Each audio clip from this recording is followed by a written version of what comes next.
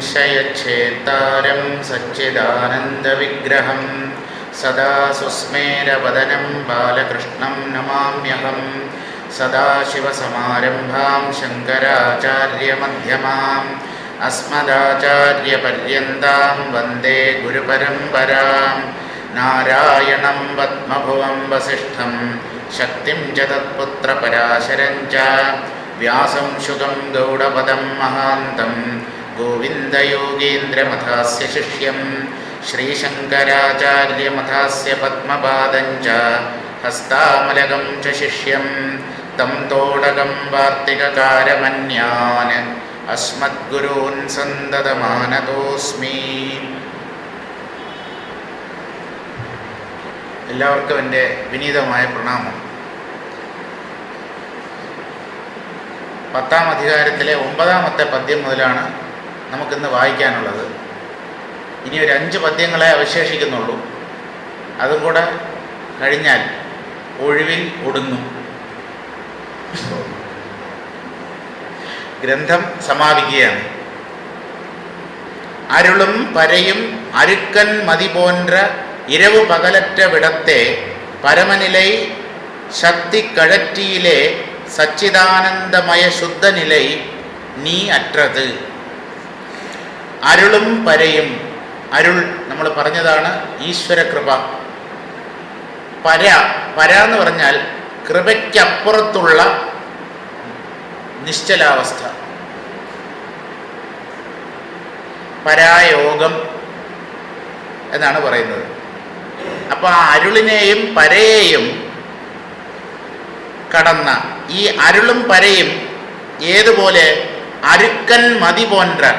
അരുക്കൻ എന്ന് പറഞ്ഞാൽ അർക്കൻ, സൂര്യൻ, മതി ചന്ദ്രൻ. മലയാളത്തിൽ ഈ വാക്കുകൾക്ക് ഇതേ അർത്ഥം തന്നെയാണ്, അർക്കൻ മതി. അരുൾ കൃപ എന്ന് പറയുന്നത് അർക്കനെ പോലെയും പര എന്ന് പറയുന്നത് ചന്ദ്രനെ പോലെയുമാണ്. സൂര്യനാണല്ലോ ചന്ദ്രനേക്കാളും കൂടുതൽ പ്രകാശം. അതുകൊണ്ട് ഈ അരുളിനെയും പരയെയും അർക്കനോടും ചന്ദ്രനോടുമാണ് ഉപമിക്കുന്നത്. എന്തുകൊണ്ട് അങ്ങനെ ചെയ്തു എന്ന് ചോദിച്ചാൽ, സൂര്യൻ്റെ ചൂടും പ്രകാശവും അത് അത്യുജ്വലമാണ്, കണ്ണഞ്ചിപ്പിക്കുന്നതാണ്. ചന്ദ്രന് കുളിർമയാണുള്ളത്. അപ്പം ആ നിശ്ചലതയിലാണ് ഈ കുളിർമ, വാസിഷ്ഠം പറയുന്ന അന്തശീതളത, ആ കുളിർമ നമുക്ക് അനുഭവപ്പെടണം. അതിനു മുമ്പ് ചില പ്രകാശവും ഉജ്ജ്വലതയും ഒക്കെ ദർശിച്ചു എന്ന് വരാം. പക്ഷെ അതല്ല, എല്ലാ ദൃശ്യങ്ങളും അടങ്ങി ശാന്തമായ ബോധം, കുളിർമയുള്ള ബോധം അനുഭവപ്പെടണം. ഇങ്ങനെ അരുളും പരയും അറുക്കൻ മതി പോன்ற ഇരവ് പകലറ്റ വിടത്തെ, രാത്രിയും പകലും ഒഴിഞ്ഞു മാറിയ സ്ഥലം. രാത്രി ഇരുട്ട്, പകൽ വെളിച്ചം. എന്തിനാ ഉദ്ദേശിക്കുന്നത്? ഇരുട്ട് എന്ന് പറഞ്ഞാൽ സുഷുപ്തി, വെളിച്ചം എന്ന് പറഞ്ഞാൽ ദൃശ്യങ്ങൾ അനുഭവിക്കപ്പെടുന്ന തലം, ജാഗ്രത്തും സ്വപ്നവും. ജാഗ്രത്തും സ്വപ്നവും വെളിച്ചം എന്നുള്ള വാക്കുകൊണ്ട് സൂചിപ്പിക്കപ്പെട്ടു. സുഷുപ്തി ഇരുട്ട് എന്ന വാക്കുകൊണ്ട് സൂചിപ്പിക്കപ്പെട്ടു.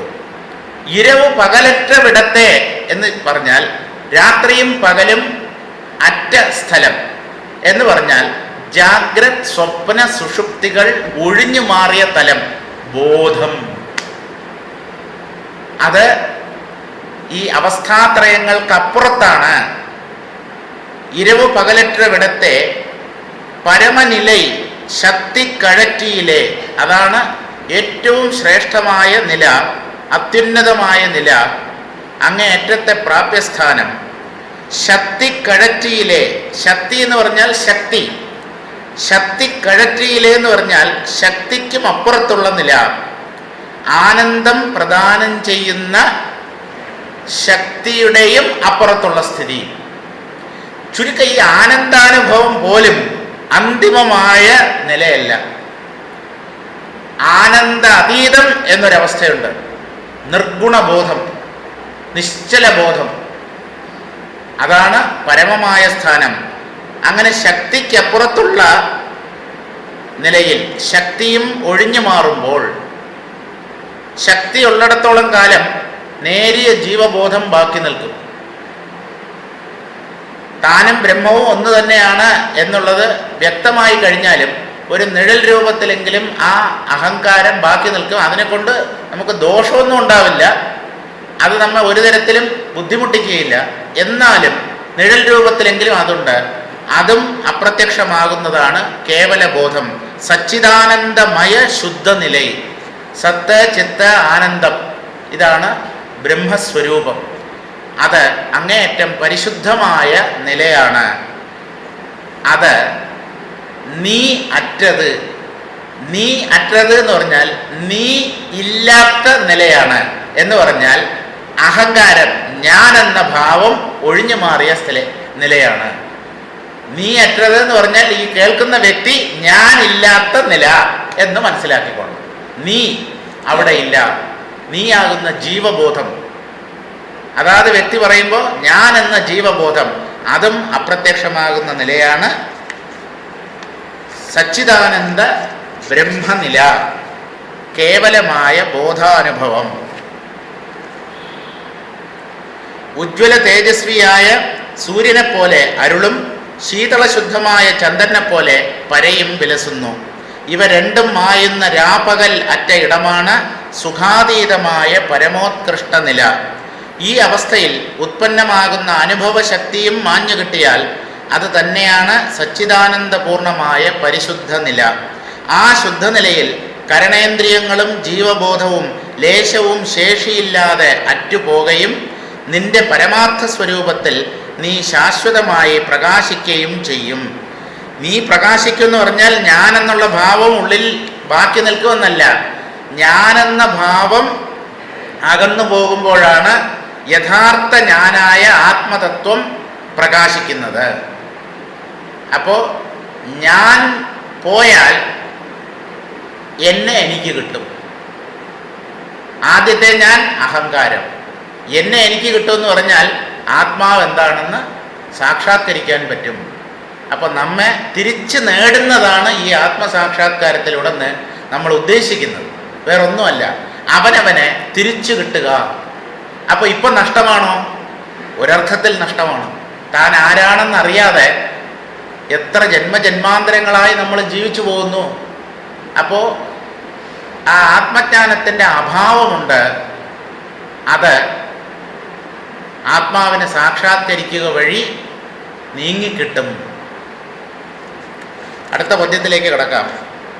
താമരുന്തൽ പോലെ തമൈ ശിവന് കൂണാക്കി താം അരുളാലുണ്ട് പരൈ താമാകി താമഴിയ അഞ്ചെഴുത്താൽ അർച്ചിത്തടിയാർ കടിമൈ ചെയ്യിൻ അടിയാർ കടിമൈ ചെയ്യിൻ പഞ്ചമല കൊത്തറുമപ്പ. കഴിഞ്ഞ കുറേ പദ്യങ്ങളായിട്ട് അവസാനം അപ്പ അപ്പ അപ്പ എന്നാണ്. കുഞ്ഞേ എന്ന് പറയാനാണ് ഈ അപ്പ അപ്പ എന്നുള്ള വിളി. താം അരുന്തൽ പോലെ, താൻ ഒന്നിനെ ഭക്ഷിക്കുന്നത് പോലെ. നാം ആഹാരം കഴിക്കാറുണ്ടല്ലോ. അരുந்துക എന്ന് പറഞ്ഞാൽ കുടിക്കുക, ആഹാരം കഴിക്കുക എന്നർത്ഥം പറയാം. താം അരുന്തൽ പോലെ തമൈ ശിവനുക്ക് ഊണാക്കി, താൻ ആഹാര പദാർത്ഥങ്ങളെ എങ്ങനെ ഭക്ഷിക്കുന്നുവോ അതുപോലെ തന്നെ എന്ന് പറഞ്ഞാൽ ഈ അഹങ്കാരത്തെ ശിവന് ഭക്ഷണമാക്കി തീർക്കണം. വയം ദേവസ്യ ഭോജനം, ഇതൊക്കെ നമ്മുടെ വേദങ്ങളിൽ പറഞ്ഞിട്ടുള്ള കാര്യം തന്നെയാണ്. ഞാനിനെ ഭഗവാൻ എടുത്ത് ഭക്ഷിക്കണം. എടുത്ത് നീ വിഴുങ്ങി എന്നെ എന്നല്ലേ ശ്രീനാരായണ ഗുരുദേവൻ പറയുന്നത്. അടിക്കു പന്നി പാഞ്ഞുപോയി എങ്ങനെ മുടിക്കൊരന്നവും സദാ അടുത്ത് കണ്ടതില്ല നിന്നെ ഇന്നും അഗ്നിശൈലമേ. എടുത്തു രമണ മഹർഷിയല്ല, ഇത് ശ്രീനാരായണ ഗുരുദേവൻ എഴുതിയതാണ് അരുണാചല സന്ദർശിച്ചപ്പോൾ. അപ്പൊ അതിൽ എടുത്ത് നീ വിഴുങ്ങി എന്നെ, ആ അഗ്നിശൈലമായ തിരുവണ്ണാമലയെ നോക്കി പറയാണ്, ഹേ അഗ്നിശൈലമേ, നീ വെറും കല്ലും മണ്ണും നിറഞ്ഞ ഒരു മലയല്ല, സാക്ഷാത് ശിവതത്വമാണ് നീ. നിന്റെ അടുത്ത് വന്ന് എന്നെ നീ ഭക്ഷണമാക്കി കഴിഞ്ഞു, എന്നെ എടുത്ത് നീ ഭക്ഷിച്ചു. ഇപ്പൊ എൻ്റെ ഉള്ളിൽ ഞാനില്ല, നീ മാത്രമേ ഉള്ളൂ എന്ന് പറഞ്ഞാൽ എന്നെ ഭക്ഷിച്ചു കഴിഞ്ഞാൽ ഈ ശിവതത്വത്തെ എങ്ങനെ നീ എന്ന് പറയും? ഞാനിനെ വെച്ചോണ്ടല്ലേ നീ എന്ന് പറയുക. ചുരുക്കം എന്താ? താൻ മാത്രം. ആ താൻ എന്ന് പറയുന്നത് ഞാനുമല്ല നീയുമല്ല. ഞാനും നീയുമല്ലാത്ത ആത്മസ്വരൂപത്തെയാണ് താൻ. ഈ താൻ എന്നുള്ളതിന് തത്തുല്യമായ ഇംഗ്ലീഷ് ഭാഷയിലെ പദമാണ് സെൽഫ്. സെൽഫിൽ അയ്യും ഇല്ല യു ഇല്ല. പക്ഷെ ഇത് രണ്ടിന്റെ കൂടെ സെൽഫ് ചേരും. My self, your self. ഇത് രണ്ടിന്റെ കൂടെ ഈ സെൽഫ് ചേരും. പക്ഷേ ഈ സെൽഫ് അയ്യോ യുവോ അല്ല. അങ്ങനെ തന്നെ ശിവന് ഭക്ഷണമാക്കി, ഊണാക്കി. കണ്ടോ, ഈ ഊണ് എന്നുള്ള ഭാഷ ഇപ്പൊ മലയാളത്തിൽ മാത്രമേ ഉള്ളൂ. തമിഴന്മാർക്ക് ശാപ്പാട് എന്ന് വേണം പറയാം. തമിഴ്നാട്ടിൽ ചെന്ന് രണ്ട് ഊണ് എന്ന് പറഞ്ഞാൽ എന്നയ്യാ ഉളറാൻ ഊണ്. നല്ല തമിഴ് വാക്കാണ്, പക്ഷെ അത് പ്രചാരത്തിലിരിക്കുന്നത് മലയാള ഭാഷയിലാണ്. ഹോട്ടലുകളുടെ മുമ്പിൽ എഴുതി വെച്ചില്ലേ, ഊണ് റെഡി, മീൽസ് റെഡി. ഊണാക്കി താം അരുളാലുണ്ട്. താൻ അരുളിലൂടെ, ഈശ്വര കൃപയിലൂടെ പ്രപഞ്ചത്തെ കീഴടക്കി. അവിടെ ഉണ്ട് എന്ന് പറഞ്ഞാൽ, ഭക്ഷിച്ചെന്ന് പറഞ്ഞാൽ പ്രപഞ്ചത്തെ അതിക്രമിച്ച്, പ്രപഞ്ചത്തെ ഭരിച്ച് അതിക്രമിച്ച് എല്ലാറ്റിൻ്റെയും നാഥനായി തീർന്ന് പരൈ താമാകി. ഈ പര എന്ന് പറയുന്ന അവസ്ഥയും അതും തൻ്റെ തന്നെ പ്രകടനമാണ്. അവസാനം നമ്മൾ വന്ന് നിൽക്കുന്നത് ഞാനാണിതെല്ലാം, എന്നെ കൂടാതെ ഇവിടെ രണ്ടാമതൊന്നില്ല, ഞാനല്ലാതെ മറ്റൊന്നില്ല. ഇതങ്ങോട്ട് ഉറപ്പാകുന്നതാണ്. അപ്പൊ അവിടെ ശിവൻ, ശക്തി, അരുൾ, പര, ആനന്ദം, ആനന്ദാതീതം, ഇതിനൊന്നും പോണ്ട. ആകെപ്പാടെ ഒന്നേ ഉള്ളൂ. ആ അദ്വൈതം ഉറപ്പു വരണം. പരൈ താമാകി. ആ പര എന്ന് പറയുന്ന സ്ഥിതിയും താനായി. താമഴിയ, ഞാൻ നശിച്ച് എന്ന് പറഞ്ഞാൽ ഞാനെന്നുള്ള നേരിയ ബോധവും അപ്രത്യക്ഷമായി. അഞ്ചെഴുത്താൽ, അഞ്ചക്ഷരം, പഞ്ചാക്ഷരി മന്ത്രം, നമഃശിവായ അല്ലെങ്കിൽ ശിവായ നമഃ. എങ്ങനെയായാലും നമഃ ആദ്യം ചേർത്താലും അവസാനം ചേർത്താലും അർത്ഥത്തിന് വ്യത്യാസമൊന്നുമില്ല. പക്ഷേ ഈ മന്ത്രങ്ങളൊക്കെ നമ്മൾ പ്രണവത്തോടു കൂടെ ചേർത്ത് ജപിക്കണം എന്നുള്ളതാണ് നിയമം. അതുകൊണ്ട് ഓം നമോ നാരായണായ, ഓം നമോ നാരായണായ എന്നാണ്. പക്ഷെ മലയാളികൾ അങ്ങനെ പറയില്ല. നാ എന്നുള്ള അക്ഷരം അവർ ഉച്ചരിക്കാറില്ല. അവരെ നാക്ക് നാ എന്നേ പറയും. പക്ഷെ ഈ വാക്കുകളൊക്കെ സംസ്കൃതമാണ്. സംസ്കൃതത്തിൽ നാ ഇല്ല, നാ മാത്രമേ ഉള്ളൂ. തമിഴ്നാട്ടിലുള്ളവർക്ക് നാ ഇല്ല, അവരെല്ലാം ഞാൻ, നീ, ഉനക്ക്. നമ്മൾ നിനക്ക്, നിനക്ക് എന്നാണ് പറയുന്നത്. അപ്പൊ ശരിക്കും പറയുകയാണെങ്കിൽ ഓം നമോ നാരായണായ, ഓം നമഃശിവായ. നമ്മൾ ഓം നമോ നാരായണായ, ഓം നമഃശിവായ. നാക്ക് നാ പറയും. ഇടയ്ക്കാണ് ഈ നാ എന്നുള്ള അക്ഷരം വരുന്നതെങ്കിൽ അപ്പോഴും നാ പറയും. നനവ്. ആദ്യത്തേത് നാ, രണ്ടാമത്തേത് നാ. രണ്ടക്ഷരമുള്ള പദങ്ങളിൽ രണ്ടാമത് വന്നാൽ പന എന്നല്ല പറയുക, പന, ബിന, തിന, ചെന, ചേന, ഇങ്ങനെയൊക്കെയാണ് പറയുക. കൊന്ന എന്നല്ല കൊന്ന, കണിക്കൊന്ന.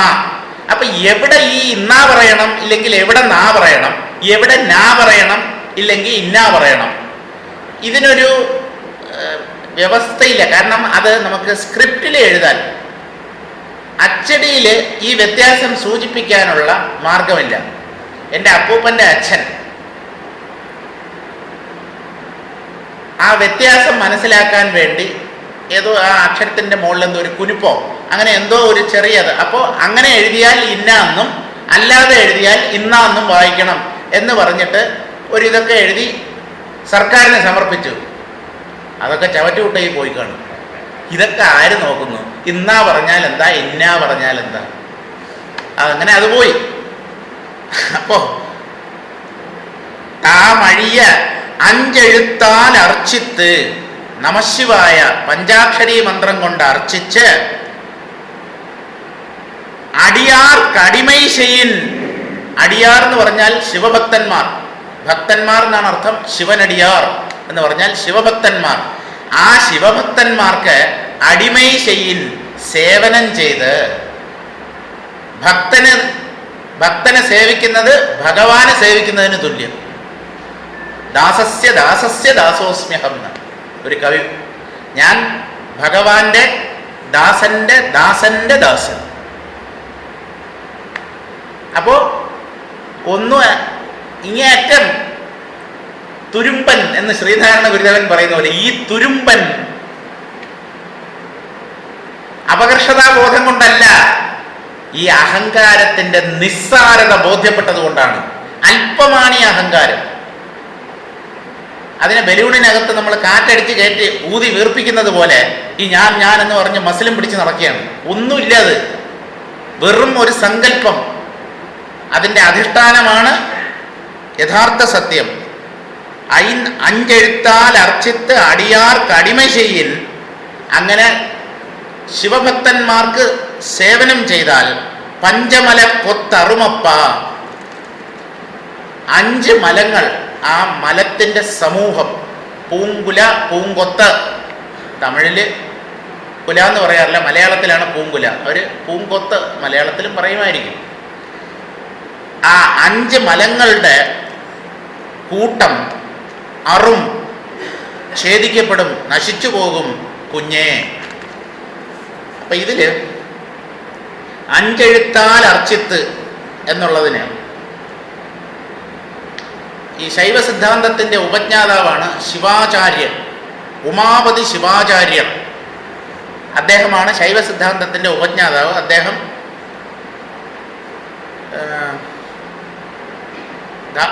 ആ ശൈവ സിദ്ധാന്തത്തെ ആസ്പദമാക്കി ആ തത്വങ്ങളെയൊക്കെ പറഞ്ഞുകൊണ്ട് ഗ്രന്ഥവും രചിച്ചിട്ടുണ്ട്. അപ്പം അതിൽ ഉള്ള 2 പദ്യം വായിക്കാം. ഊനനടനം ഒരുപാൽ ഒരുപാലാ ജ്ഞാനനടം താൻ അടുവേ നാട്. ഒരു വശത്ത് മലങ്ങളുടെ നൃത്തം എന്ന് പറഞ്ഞാൽ ആണവം, കർമ്മം, മായ, ഇങ്ങനെ മായയുടെ മാലിന്യത്തിൻ്റെ നൃത്തം ഒരു വശത്ത്. ഏതാണ് ആ നൃത്തം? ഈ പ്രപഞ്ചം.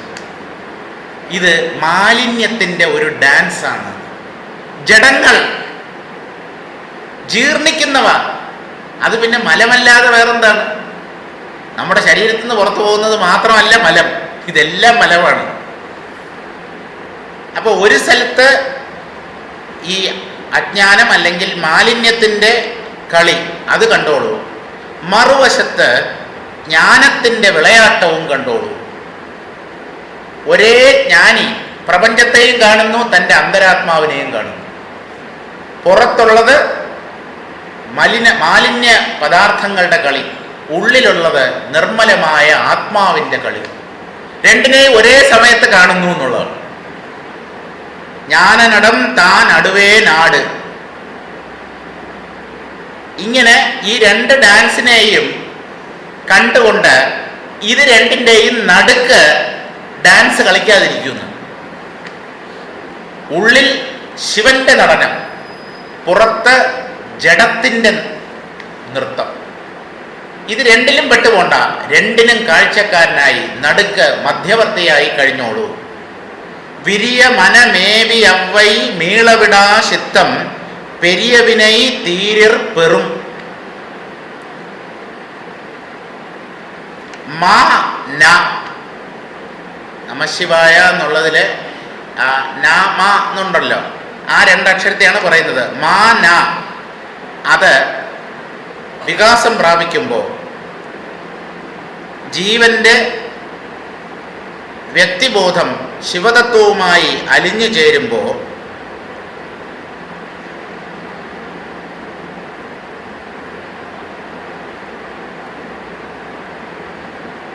തിരിച്ച് ഈ പ്രപഞ്ചത്തിലേക്ക് വരാൻ ആ ജീവന് സാധിക്കാതെ പോകും.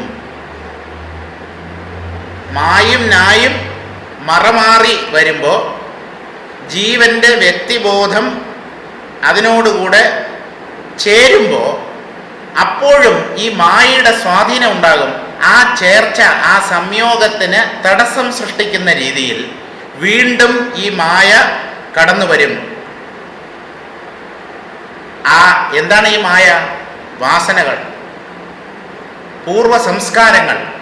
ആ സംസ്കാരങ്ങളുടെ ശക്തി ക്ഷയിച്ചു വരുമ്പോൾ നിനക്ക് ശിവതത്വത്തിലേക്ക് മടങ്ങിപ്പോകാൻ കഴിയും. പിന്നെ ആരും തടസ്സം ചെയ്യാനുണ്ടാവില്ല. മായയുടെ ശക്തിയൊക്കെ ദുർബലമായി പോകും എന്നാണ്. ഇനി ഈ നമശിവായ പഞ്ചാക്ഷരി മന്ത്രം പറഞ്ഞല്ലോ, അതിൽ നമുക്ക് നമശിവായ എന്നുള്ളതിന് ശിവായ നമഃ എന്ന് നമുക്ക് തിരിച്ചെഴുതാം. എന്നിട്ട് ആ ഓരോ അക്ഷരത്തിനും അർത്ഥമുണ്ടെന്ന്. ശി എന്ന് പറഞ്ഞാൽ ശിവം, ശിവതത്വം, ആത്മതത്വം എന്നർത്ഥം. വാ ശിവന്റെ അരുൾ അല്ലെങ്കിൽ കൃപാശക്തി. യാ ജീവൻ. ന മായ അല്ലെങ്കിൽ തിരോധാന ശക്തി, മലത്തിനകത്ത് കിടന്നുള്ള കറക്കം, അതാണ് മായ. മലമായ എന്ന് തന്നെയാണ് ശ്രീനാരായണ ഗുരുദേവനും പ്രയോഗിക്കുന്നത്. അതാണ് ന എന്ന അക്ഷരം കൊണ്ട് സൂചിപ്പിക്കപ്പെടുന്നത്. അവസാനത്തെ മഹ, ശിവായ നമഃ. മഹ എന്നുള്ളത് ആണവം അല്ലെങ്കിൽ അഹങ്കാര മലം. ഇതെല്ലാറ്റിനെയും നീക്കി ഇവയുടെയൊക്കെ അപ്പുറത്ത് ചെന്നെത്താൻ സഹായിക്കുന്നതാണ് പഞ്ചാക്ഷരി മന്ത്രം. കേവലമായ ആ ശുദ്ധ ചൈതന്യത്തെ അറിയിച്ചു തരാൻ ഈ പഞ്ചാക്ഷരി മന്ത്രത്തിന് കഴിയും.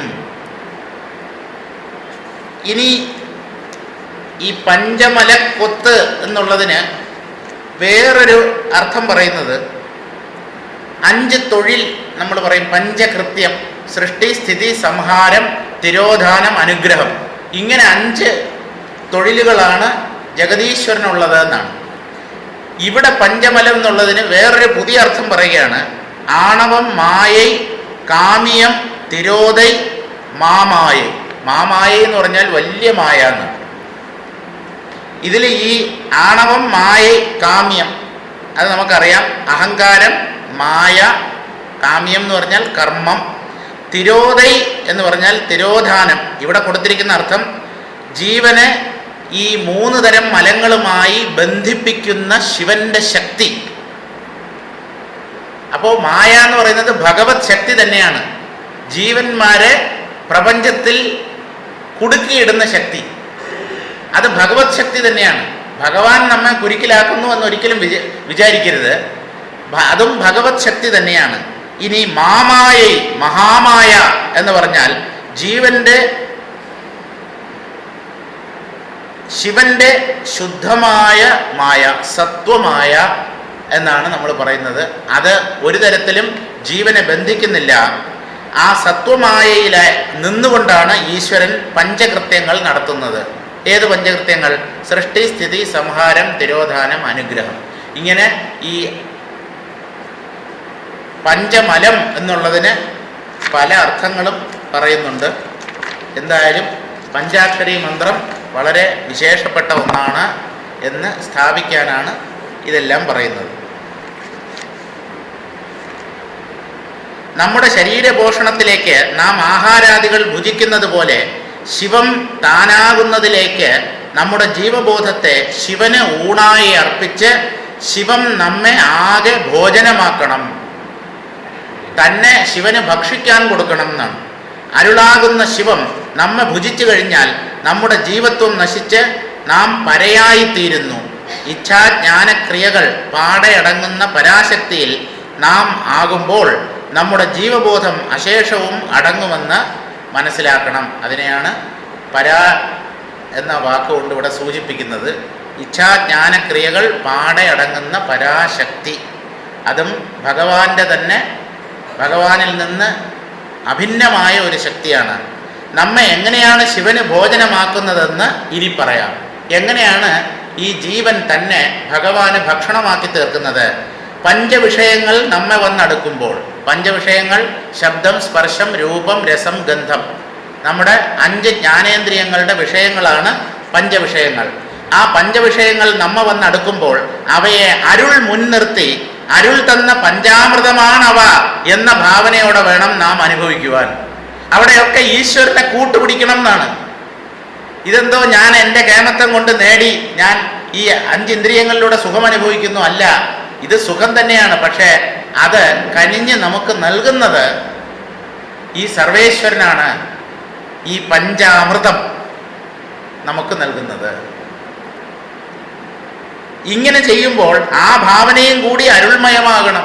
എല്ലാം ഭഗവാന്റെ കൃപാകടാക്ഷം, ഭഗവാന്റെ അനുഗ്രഹം കൊണ്ടാണ് ഇവിടെ സകലതും സംഭവിക്കുന്നത് എന്നൊരു ഭാവത്തിൽ മനസ്സ് എപ്പോഴും ഈശ്വരനുമായി ചേർന്ന് നിൽക്കണം. ജീവ അറിവ് അവിടെ ഉണ്ടാകാനേ പാടുള്ളതല്ല. ഞാൻ എന്നുള്ള ഭാവം, വ്യക്തിബോധം അത് ഉള്ളിൽ ഉദിക്കുകയേ അരുത്. തത്സമയം ഇച്ഛയോ ജ്ഞാനമോ ക്രിയയോ ഉണ്ടെന്നുള്ള ബോധവും പാടെ അടങ്ങുമെങ്കിൽ ആ നിലയിലാണ് പരയോഗം എന്നത്. ആ നിലയാണ് പരയോഗം എന്നത്. ഈ പരയിലാകുമ്പോൾ നമ്മുടെ അതും ഇതും എന്നുള്ള സ്വതന്ത്രമായ അറിവും നശിക്കും.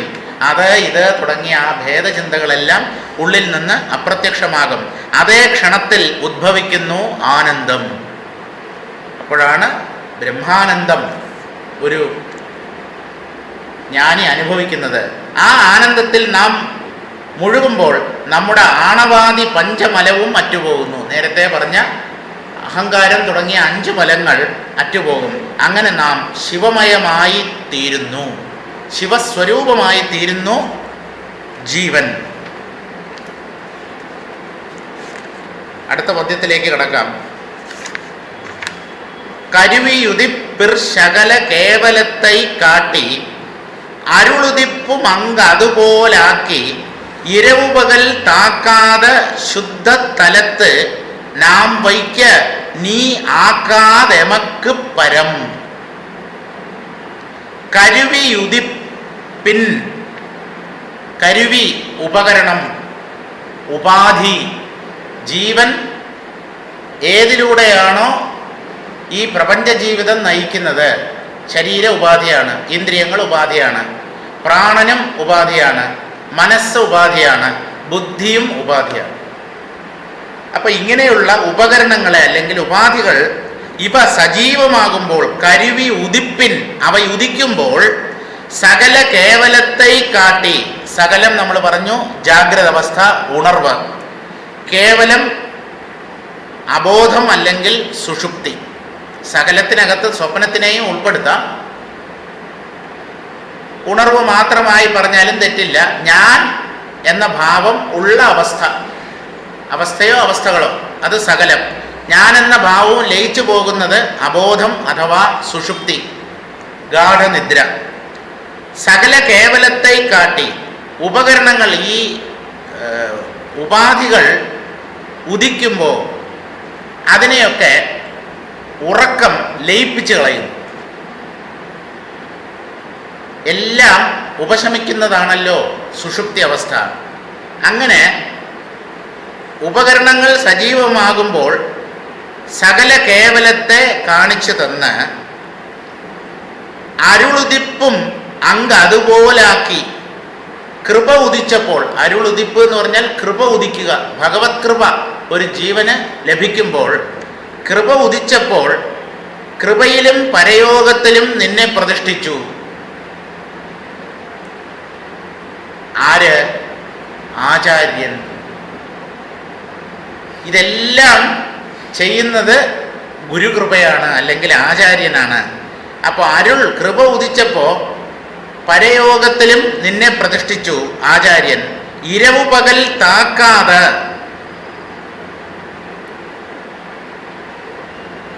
സകല കേവലത്തെ, സകലത്തിനെയും കേവലത്തെയും കാണിച്ചു തന്ന് ആചാര്യൻ നമ്മെ പറഞ്ഞ് മനസ്സിലാക്കുന്നു. ഈ ഉപകരണങ്ങൾ കള്ളമാണ്, ഈ ഉപകരണങ്ങളിലൂടെയുള്ള അനുഭവം മിഥ്യയാണ്. കാരണം സുഷുപ്തിയിൽ ഇവയൊന്നുമില്ല, എന്നാലും നീ അവിടെയുണ്ട്. ഇങ്ങനെ ഉപകരണങ്ങൾ കാണിച്ചു തരുന്ന കാഴ്ചകളെയൊക്കെ ആചാര്യൻ വേണ്ടവണ്ണം യുക്തിയുക്തം ഈ സുഷുപ്തിയുടെ ഉദാഹരണത്തെ കാണിച്ചു തന്ന് ഇവയൊക്കെ മിഥ്യയാണെന്ന് മനസ്സിലാക്കി. ഇനി കൃപ ഉദിച്ചപ്പോൾ ആ കൃപയിലും പരയോഗത്തിലും നിന്നെ ഉറപ്പിച്ചു നിർത്തി പ്രതിഷ്ഠിച്ചു. അരുളുദിപ്പും അങ്ങ് അതുപോലാക്കി ഇരവു പകൽ താക്കാതെ രാത്രിയും പകലും ആക്രമിക്കാത്ത, താക്കുക എന്ന് പറഞ്ഞാൽ ആക്രമണം, രാത്രിയും പകലും ആക്രമിച്ചു കീഴ്പ്പെടുത്തുന്നു. എന്താണ് രാത്രി? നേരത്തെ പറഞ്ഞ പോലെ കേവല സുഷുപ്തി, ഗാഠനിദ്ര, അതാണ് രാത്രി. പകലെന്ന് പറഞ്ഞാൽ ദൃശ്യങ്ങളെ അനുഭവിക്കുന്ന ജാഗ്രതും സ്വപ്നവും, അത് രണ്ടും പകലാണ്. കാരണം വ്യക്തമായി അവിടെ ദൃശ്യങ്ങളെ നാം അനുഭവിക്കുന്നു. ഇരവു പകൽ താക്കാതെ ശുദ്ധ തലത്ത് എന്ന് പറഞ്ഞാൽ നിർമ്മല സ്ഥിതിയിൽ നാം വയ്ക്ക. ഞങ്ങളെപ്പോലെയുള്ള ആചാര്യന്മാർ ഒരു ജീവനെ ഈ നിർമ്മലമായ ബോധത്തിൽ കൊണ്ട് നിർത്തുമ്പോൾ ഈ ജീവൻ എന്ത് ചെയ്യണം? അവിടുന്ന് അഹങ്കാര തലത്തിലേക്ക് വീഴാതെ നോക്കണം. ഞങ്ങൾ പൊക്കി പൊക്കി പൊക്കി ആ പരമമായ നിലയിൽ നിന്നെ കൊണ്ട് നിർത്തും. നീ അവിടെ നിന്ന് നിന്റെ ഉള്ളിൽ ഈ അഹങ്കാരത്തെ പിന്നെയും പൊന്തുവാൻ അനുവദിച്ച് വീണ്ടും അധപ്പതിക്കരുത്, താഴോട്ട് പോരരുത് എന്നാണ്. ഞങ്ങൾക്ക് നിന്നെ പിടിച്ച് മുകളിൽ കൊണ്ട് വയ്ക്കാനല്ലേ പറ്റൂ. ഞങ്ങൾ അങ്ങോട്ട് മാറുമ്പോൾ നീ അവിടുന്ന് തലയും കുത്തി താഴെ വീണം, ആരാ ഉത്തരവാദി? അതുകൊണ്ട് ഒരിക്കൽ ഈ അഹങ്കാരം നീങ്ങിക്കഴിഞ്ഞാൽ വീണ്ടും ഈ അഹങ്കാരത്തിൻ്റെ പിടിയിൽ പെടാതെ കഴിയാൻ ജീവൻ ശ്രദ്ധിക്കണം. അല്ലെങ്കിൽ ഈ അഹങ്കാരം പിന്നെയും തല പൊന്തിക്കും. ശുദ്ധതലത്ത് നാം വയ്ക്ക നീ ആക്കാതെമക്ക് പരം. നിന്റെ ജീവബോധത്തെ ഉദിക്കാതെ സമർപ്പിക്കാതെ ഇരിക്കുന്നത് നിന്റെ ചുമതലയാണ്. It is your duty. ഞാൻ പിന്നെയും അഹങ്കാര തലത്തിലേക്ക് പതിച്ചുപോയി പ്രഭോ, എന്നെ വീണ്ടും പൊക്കി അവിടെ കൊണ്ടിരുത്തതെന്ന് പറയരുത്. അങ്ങനെ ചുമ്മാ ചുമ്മാ വീഴാനും ചുമ്മാ ചുമ്മാ പൊക്കിക്കൊണ്ട് അവിടെ ഇരുത്താനും ഇതല്ല ഗുരുവിൻ്റെ പണി. ഒരിക്കൽ ആ ഉന്നതമായ നില കൈവരിച്ചു കഴിഞ്ഞാൽ വീണ്ടും അഹങ്കാരത്തിന് വശംവദനാകാതെ നോക്കേണ്ടത് ഈ ജീവന്റെ കൈകളിലാണ്, അയാളുടെ ഉത്തരവാദിത്തമാണ്. ഞങ്ങൾക്കും അതുതന്നെയാണ് യുക്തം. കാരണം നീ പതിക്കാതെ ഇരുന്നാൽ ഞങ്ങൾക്ക് വീണ്ടും ഉദ്ധരിക്കേണ്ട കാര്യമില്ല. അതുകൊണ്ട് ശിഷ്യൻ വളരെ ശ്രദ്ധയോടുകൂടെ ഒരിക്കൽ ഈ സത്യത്തെ സാക്ഷാത്കരിച്ചു കഴിഞ്ഞാലും വീണ്ടും ആ അഹംബോധം ഉദിക്കാതെ നോക്കിക്കൊള്ളണം. അതിന് ജാഗ്രത, ഏകാഗ്രത, അന്തർമുഖത്വം, അതാണ് ഒരു ജീവനെ സഹായിക്കുന്നത്. 6 തത്വങ്ങളും ഉൾക്കൊള്ളുന്ന, 6 എന്ന് പറഞ്ഞാൽ 36, അതാണല്ലോ ശിവതത്വങ്ങളുടെ എണ്ണം. 6 തത്വങ്ങൾ ഉൾക്കൊള്ളുന്ന ജാഗരാവസ്ഥയിൽ എന്ന് പറഞ്ഞാൽ ജാഗ്രത അവസ്ഥയിൽ, ഉണർവിൽ അറിവിന് വികൽപ്പ വടിവിൽ വിഘ്നമായി നിൽക്കുന്നതാണ് സകളം. ഏകമായ അറിവിനെ തടസ്സപ്പെടുത്തുന്നതാണ് ദ്വൈതജ്ഞാനം, പ്രപഞ്ചജ്ഞാനം. നിന്നെ മയക്കുന്നത് തന്നെ കേവലം. ഇതിൻ്റെ നേരെ വിപരീതമാണ് സുഷുപ്തി. അവിടെ ദ്വൈതങ്ങളൊന്നുമില്ല, പക്ഷേ ഒരു ഇരുണ്ട ഗർത്തത്തിൽ പതിച്ചതുപോലെയാണ് ജീവന്റെ സ്ഥിതി. എന്ത് നടക്കുന്നു എന്ന് തന്നെ അറിയില്ല നമ്മുടെ ഉറക്കത്തിൽ. അവിടെ ദൃശ്യങ്ങളില്ല എന്നുള്ളത് കൊണ്ട് അത് ശ്രേഷ്ഠമാണെന്ന് കരുതാൻ നിവൃത്തിയില്ല. അത് ഒന്നും അറിയപ്പെടാതെ ഇരിക്കുന്ന ഒരു ശൂന്യതയുടെയോ അന്ധകാരത്തിൻ്റെയോ ഉള്ളിൽ കഴിയുന്നത് പോലെയുള്ള അവസ്ഥയാണ്. അത് നിന്നെ മയക്കും. അതൊരുതരം മോഹമാണ്. അവിടെയും ഈ ആത്മാവ് വ്യക്തമായി പ്രകാശിക്കുന്നില്ല.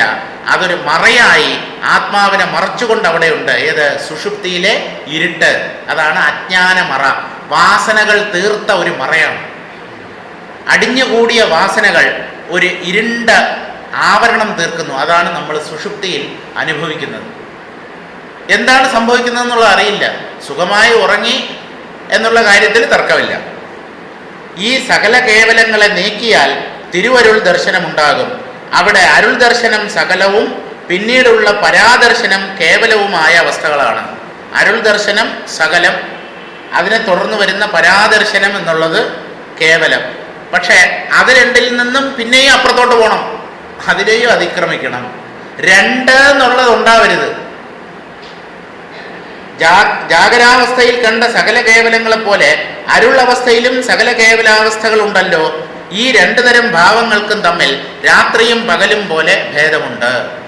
ഒന്ന് പ്രകാശത്തിൽ സംഭവിക്കുന്നു, ആത്മപ്രകാശത്തിലാണ് പ്രപഞ്ചാനുഭവം. സുഷുപ്തിയിൽ എല്ലാം ലയിച്ചു പോകുന്ന ഒരു കൂരിരുട്ടിൻ്റെ അനുഭവമാണ്. അപ്പോൾ വലിയ അന്തരമുണ്ട് ഇവയ്ക്ക് രണ്ടിനും. ഈ രണ്ടു തരം സകല കേവലാവസ്ഥകൾക്ക് അതീതമായതാണ് സുഖാതീതം. സുഖാതീതം എന്ന് പറഞ്ഞാൽ ബ്രഹ്മം തന്നെയാണ്. ഈ രണ്ടു തരം ഭാവങ്ങളിൽ കൂടി മുന്നേറുമ്പോൾ ജീവബോധത്തെ അവലംബിച്ചാൽ നീ എനിക്ക്, അതായത് സദ്ഗുരുവിന് ഭാരമുണ്ടാക്കുകയാണ്. അഹങ്കാരത്തെ ഉദിക്കാൻ നീ അനുവദിച്ചുവോ, നീ എനിക്ക് പണിയുണ്ടാക്കുന്നു എന്നർത്ഥം. പിന്നെയും വരും ഈ അഹങ്കാരം പൊന്തി വരുന്നു, പലതിലും ഞാൻ മോഹിച്ചു പോകുന്നു, എന്നെ രക്ഷിക്കണേ ഗുരോ എന്ന് പറഞ്ഞ് പിന്നെയും വരും, വെറുതെ ഞങ്ങൾക്ക് പണി ഉണ്ടാക്കരുതെന്ന്. ആകയാൽ അരുൾമാർഗത്തിൽ കൂടിയാണ് നീ മുന്നേറേണ്ടത്. അങ്ങനെ പ്രവർത്തിച്ചു മുന്നേറിയാൽ നിനക്ക് ഞാൻ പറഞ്ഞ സുഖാതീത നില പ്രാപിക്കാൻ കഴിയും.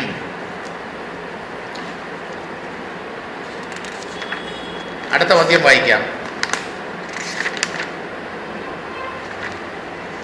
കരുപ്പ നിലത്തൈ കറണ്ട് തിരിവാർക്ക് ശരിക്കരയെ വായിർ ശനിത്താം കിരുത്തിവിടും എൻ തലൈമൈ என்பீரால் ஈனர் வாக்கென்னவே தன் தலைமை மாண்ட தலம்.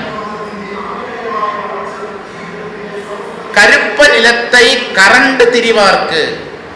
കരുപ്പ നിലം എന്ന് പറഞ്ഞാൽ കരിമ്പ് നട്ട ഭൂമി, കരിമ്പ് കൃഷി ചെയ്ത സ്ഥലം, അതാണ് കരുപ്പ നിലം. ഈ കരിമ്പ് കൃഷി ചെയ്ത സ്ഥലത്ത് ചെന്ന് ആ മണ്ണിനെ കരണ്ട് തിന്നുന്നത് പോലെയാണ് മനുഷ്യൻ പരമമായ സുഖം ലഭിക്കാൻ വേണ്ടി നശ്വര വിഷയങ്ങളെ ആശ്രയിക്കുന്നത്. കരിമ്പ് നിന്ന സ്ഥലത്തിലെ മണ്ണ് നാവ് കൊണ്ട് നക്കിയെടുത്താലോ ചവച്ചാലോ മാധുര്യം ഉണ്ടാവുമോ? പക്ഷെ കരിമ്പിന് മധുരരസം കിട്ടുന്നത് ഈ മണ്ണിൽ നിന്നാണ്, അല്ലേ? പക്ഷെ ആ മണ്ണെടുത്ത് വാക്കിയകത്തിട്ടാൽ എന്തെങ്കിലും മധുരം അനുഭവപ്പെടുമോ? ഒരു രുചിയും ഉണ്ടാവില്ല. അപ്പൊ മധുരരസം അനുഭവിക്കാൻ കരിമ്പിൻ തോട്ടത്തിലെ മണ്ണിനെ നക്കി തിരിയുന്നവർക്ക്, നക്കികൾ എന്നാണ് പറയുന്നത്. ഇത് കൂടുതൽ ഇനി എന്തെങ്കിലും കിട്ടണോ സ്ഥാനപ്പേര്? നക്കികൾ. മഹത്തായ സുഖം അവനവന്റെ ഉള്ളിലിരിക്കെ ഈ അല്പമായ വിഷയസുഖങ്ങളുടെ പുറകെ പോകുന്നു. അതും അല്പാൽപ്പം നക്കിയെടുത്ത് ഞാൻ പരമസന്തോഷവാനായി കഴിയുന്നു എന്ന് വെറുതെ പറയുന്നു, വീമ്പിളക്കുന്നു. അപ്പോ കരുപ്പനിലത്തെ കറണ്ട് തിരിവാർക്ക്, ഇങ്ങനെ അല്പമായ വിഷയസുഖങ്ങളെ ആശ്രയിച്ച് പരമാനന്ദം നേടാം എന്ന് കഴിയുന്നവർ അവരുടെ വായിൽ ശർക്കരയോ അല്ലെങ്കിൽ പഞ്ചസാര തന്നെ വന്ന് വീണാൽ എന്തായിരിക്കും ഫലം? അയ്യോ, ഇതാണല്ലേ ശരിക്കുള്ള മാധുര്യം, ഞാൻ ആ മണ്ണിനെയാണല്ലോ ഇതുവരെ നക്കിക്കൊണ്ടിരുന്നത് എന്ന് തോന്നില്ലേ? ആ മണ്ണെവിടെ? ഈ യഥാർത്ഥ പഞ്ചസാര എവിടെ? ശരിക്കരയെ വായിർ ശനിത്താം കിരുത്തിവിടും. പഞ്ചസാര തന്നെ വായിൽ വന്ന് വീണതുപോലെ കിരുത്തിവിടും, മോക്ഷസ്ഥിതിയിൽ ഇരുത്തിക്കളയും. ശരിക്കരയെ വായിർ ശനിത്താങ്ക് ഇരുത്തിവിടും. അങ്ക് ഇരുത്തിവിടും, അവിടെ ഇരുത്തിക്കളയും, നിന്നെ ആ മോക്ഷസ്ഥിതിയിൽ നിർത്തിക്കളയും. ആര്? ആചാര്യൻ. അദ്ദേഹത്തിന് അതിനും മാത്രമുള്ള ശക്തിയുണ്ട്. കാരണം അദ്ദേഹം ബ്രഹ്മം തന്നെയാണ്. ഈ ബ്രഹ്മമല്ലാതെ വേറെ ആർക്കാണ് ബ്രഹ്മത്തിൽ പിടിച്ച് നമ്മെ നിർത്താൻ കഴിയുക, ഇരുത്താൻ കഴിയുക? എൻ തലമൈ என்பீரால், എൻ തലൈമൈ என்பீராൽ, എന്റെ മിടുക്ക് കൊണ്ടാണ് ഞാൻ മോക്ഷം നേടിയത് എന്ന് നിങ്ങൾ പറഞ്ഞാൽ, ഞാൻ സാധന ചെയ്തു, ഞാൻ ശമതമാദികൾ ശീലിച്ചു, മനസ്സിനെ അടക്കി, സങ്കല്പങ്ങളെ നിരോധിച്ചു, ആത്മവിചാരം ചെയ്തു, അങ്ങനെ നേടിയതാണ് ഈ മോക്ഷം എന്ന് വീമ്പിളക്കിയാൽ എൻ തലമേ എൻപീരാൽ ഈനർ വാക്കെന്നവേ. ഈനർ എന്ന് പറഞ്ഞാൽ ഹീനൻ, ഹീനർ, അല്പന്മാർ. ഭഗവാന്റെ കാരുണ്യം കൊണ്ട് കിട്ടിയതാണ്. ഭഗവാനിട്ട പിച്ചയാണ് മോക്ഷം. ഭഗവാന്റെ സ്വരൂപസ്ഥിതിയാണ് മോക്ഷം. ഈ അല്പനായ ജീവൻ വിചാരിച്ചാൽ അതിന്റെ 7 അയലത്തെത്താൻ പറ്റില്ലല്ലോ. പിന്നെ ഇവൻ എന്തിനാണ് ഈ വീമ്പിളക്കുന്നത്? ഞാൻ സാധന ചെയ്ത് ആ സത്യത്തെ സാക്ഷാത്കരിച്ചു. വീണ്ടും ഇവനെ അജ്ഞാനം പിടികൂടി എന്നല്ലേ ഇത് തെളിയിക്കുന്നത്? അതുകൊണ്ട് ഇങ്ങനെയൊക്കെ സംസാരിക്കുന്നവർ ഹീനർ, അല്പന്മാർ, തുച്ഛന്മാർ, പുല്ലന്മാർ, തുരുമ്പന്മാർ. മതിയോ? ഇനി കൂടുതലൊന്നും പറയണ്ട, ഒരുപാടായി. ഈനർ വാക്കെന്നവേ, അല്പന്മാരുടെ വാക്കുകളാണ് ഞാൻ നേടി, മോക്ഷം നേടി എന്നൊക്കെ പറയുന്നത്. അതെന്താണ് ആ മോക്ഷം? തൻ തലൈമൈ മാണ്ട തലം. ഞാനെന്ന ഭാവം അപ്പാടെ ഒഴിഞ്ഞുപോയ ഒരു തലമാണത്, ഒരു ലെവൽ, ഒരു പ്ലെയിൻ, ഒരു സ്ഥാനം. ആ അഹങ്കാരം മാണ്ടുപോകുന്ന, ഒഴിവിൽ ഒടുങ്ങുന്ന ആ തലം ഞാൻ നേടി എന്ന് പറയാൻ നിങ്ങൾക്ക് നാണമാവുന്നില്ലേ എന്ന്? താനാണോ നേടിയത്? എന്നിട്ട് ആ ഉന്നതമായ നിലയിലെത്തിയപ്പോ ഈ നേടി എന്ന് അഭിമാനിക്കുന്ന ഒരു താൻ അവിടെ ഉണ്ടോ? ആ സ്ഥലത്ത് എത്തിയപ്പോ എത്തിയതെങ്ങനെയാ? തന്നെ വിട്ടിട്ട അഹങ്കാരത്തെ പൂർണ്ണമായി ഉപശമിപ്പിച്ചിട്ടാണ് ആ നിലയിലെത്തിയത്. അവിടെ ഈ ഞാൻ തന്നെ ഇല്ല. പിന്നെ എന്റെ മിടുക്ക് കൊണ്ടാണ് ഞാൻ ആ നിലയിലെത്തിയത് എന്ന് പറയാൻ ഇവൻ എന്തധികാരം ഈ ജീവന്? അപ്പോ സാധന വേണം, പുരുഷപ്രയത്നം വേണം എന്നൊക്കെ എന്നൊക്കെ എന്നൊക്കെ എന്നൊക്കെ പറയുമ്പോഴും അവസാനം അവന്റെ കൃപ, ആ സർവേശ്വരന്റെ അരുൾ, അനുഗ്രഹം, അതുകൊണ്ടാണ് ഒരാൾ മോക്ഷത്തെ പ്രാപിക്കുന്നത്. തൻ തലൈമൈ മാണ്ട തലം. തലൈമൈ എന്ന് പറഞ്ഞാൽ തല, നേതൃത്വം, തല. തല എന്ന് പറഞ്ഞാൽ അഹങ്കാരത്തിന്റെ പ്രതീകമാണ്. നമ്മൾ ആളിനെ തിരിച്ചറിയുന്നത് മുഖം നോക്കിയിട്ടാണല്ലോ. ഈ മുഖം തലയിലാണ്. തല വെട്ടിക്കളഞ്ഞാൽ വളരെ അടുത്ത ബന്ധുക്കൾക്ക്, സുഹൃത്തുക്കൾക്കും വേണമെങ്കിൽ അദ്ദേഹത്തിന്റെ ശരീരാവയവങ്ങൾ കണ്ടിട്ട് മനസ്സിലാക്കാം. അല്ലാത്ത ഒരാൾക്ക് ഇയാളുടെ ഐഡന്റിറ്റി എങ്ങനെ മനസ്സിലാക്കാൻ പറ്റും? തലയില്ല, വെറും ശരീരം മാത്രം. അതുപോലെ ആ അഹങ്കാരം നഷ്ടമാകണം. വ്യക്തിത്വം ആ സത്യത്തിൽ അലിഞ്ഞ് ഇല്ലാതാകുമ്പോഴാണ് മോക്ഷസ്ഥിതി ലഭിക്കുന്നത്. കരിമ്പ് വിളവെടുത്ത് ഒഴിഞ്ഞ നിലത്തെ മധുരമാശിച്ച് കരണ്ട് തിന്നുവാൻ യത്നിക്കുന്നവർക്ക് വായിൽ ഭാഗ്യവശാത് ശർക്കര വന്ന് വീണതുപോലെ സുഖാതീത മുക്തി ആശിച്ച് ജീവബോധത്താൽ ചര്യാദി അനുഷ്ഠിച്ചും സാധന. അത് ചെയ്യണോ ഇത് ചെയ്യണോ എന്നൊക്കെ നേരത്തെ പറഞ്ഞല്ലോ. അതെല്ലാം ആദ്യം പറഞ്ഞു. പക്ഷെ അതൊക്കെ ചെയ്യുന്നത് പോലും ഭഗവാന്റെ അനുഗ്രഹം കൊണ്ടാണ്. നമ്മൾ വിചാരിച്ചാൽ ഒന്നും ചെയ്യാൻ പറ്റില്ല. ഭഗവത് കൃപയുണ്ടെങ്കിലേ ഈ സാധന പോലും ചെയ്യാൻ പറ്റൂ. അപ്പൊ അന്തിമമായി ഈ മോക്ഷം നേടിത്തരുന്നത് മനുഷ്യ പ്രയത്നമോ ഈശ്വര അനുഗ്രഹമോ? രണ്ടാമത് പറഞ്ഞതാണ്.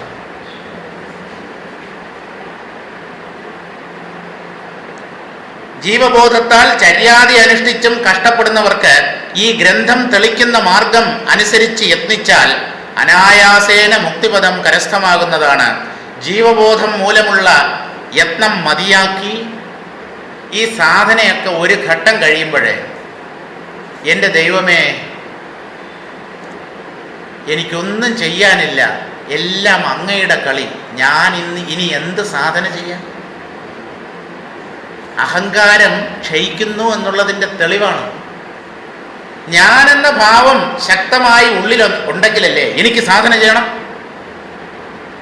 സങ്കല്പങ്ങളെ നിരോധിക്കണം, ആത്മവിചാരം ചെയ്യണം, വേദാന്തം പഠിക്കണം. അതെല്ലാം പോയി. ഒക്കെ അങ്ങ് അങ്ങ് അങ്ങ് അങ്ങ് മാത്രം. ഈ ഞാൻ ഇല്ല.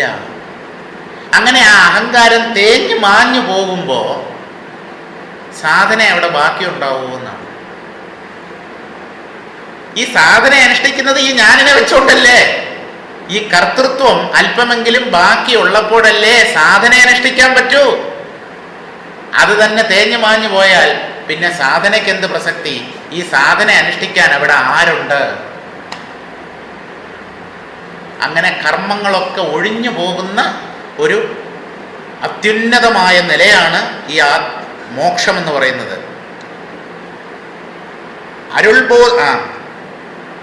ഈ ഗ്രന്ഥം തെളിക്കുന്ന മാർഗം അനുസരിച്ച് യത്നിച്ചാൽ അനായാസേന മുക്തിപദം കരസ്ഥമാകുന്നതാണ്.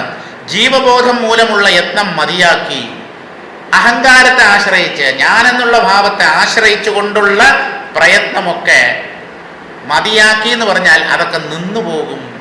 നമ്മൾ മതിയാക്കുന്നതല്ല, ഒക്കെ കൊഴിഞ്ഞു പോകും. ഒരു മദ്യപാനിയുടെ അരയിൽ നിന്ന് മുണ്ട് ഊരി താഴെ വീഴുന്നത് പോലെ അയാൾ പോലും അറിയാതെ. ഇതൊക്കെയാണ് ഉദാഹരണം. നമുക്കിതൊക്കെ പറഞ്ഞാലല്ലേ മനസ്സിലാവും.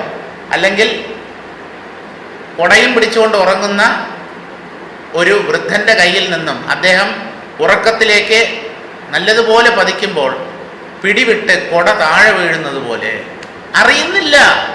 കർമ്മം തന്നെ വിട്ടുപോയി, അഹങ്കാരം എൻ്റെ ഉള്ളിൽ നഷ്ടമായി എന്ന് പോലും രേഖപ്പെടുത്താൻ ആളില്ല. അതാണ് മോക്ഷം. ഞാൻ മുക്തനായി എന്ന് അഭിമാനിക്കാൻ പോലും ഒരാളില്ല അവിടെ. കാരണം ഞാൻ മുക്തനായി എന്ന് പറഞ്ഞാൽ ഞാൻ ഉണ്ടെന്നാണ്. ഞാൻ ഉള്ളപ്പോൾ മുക്തി സാധ്യമല്ല. ഞാൻ ഒഴിഞ്ഞു പോകുന്ന സ്ഥലമാണ് മോക്ഷം. അനായാസേന മുക്തിപദം കരസ്ഥമാകുന്നതാണ്. ജീവബോധം മൂലമുള്ള യത്നം മതിയാക്കി അരുൾബോധത്തിലൂടെ പ്രയത്നിക്കേണ്ടതാണ്. എന്ന് പറഞ്ഞാൽ ഭഗവാന്റെ ഇച്ഛയ്ക്കനുസരിച്ച് നാം നിന്നുകൊടുക്കുക. ശ്രീരാമകൃഷ്ണ പരമഹംസർ പറയുന്നത് പോലെ, ഞാൻ യന്ത്രം, അമ്മ യന്ത്രി. യന്ത്രി എന്ന് പറഞ്ഞാൽ യന്ത്രത്തെ നിയന്ത്രിക്കുന്നവൾ, ദേവി, ശക്തി, പരാശക്തി. ഞാൻ വെറും യന്ത്രം, ഉപകരണം.